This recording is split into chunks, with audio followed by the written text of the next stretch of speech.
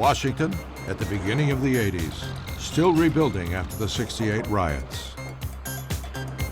I think the residents were feeling hopeful. We had a new mayor. So I think there was a good feeling. We were all just coming off of the civil rights era, and so the community was building and coexisting.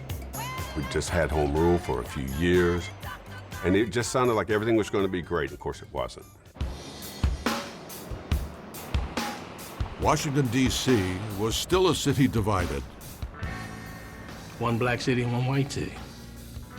One city in poverty and one city doing well.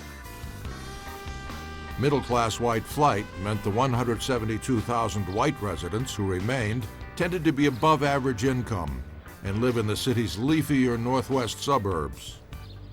There were the white wards that were, quote unquote, received anything they want, and there was the other wards, the forgotten wards, that were sort of out there hanging out.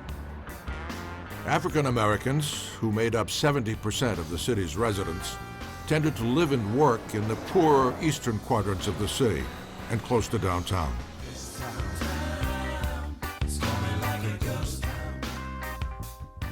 When you drove downtown with your parents, who made sure the doors were locked, you know, everything was boarded up. Downtown was a lot of crime. It was a scary place. There was some hope that that would change, but there was nothing yet that gave an indication that change was really coming.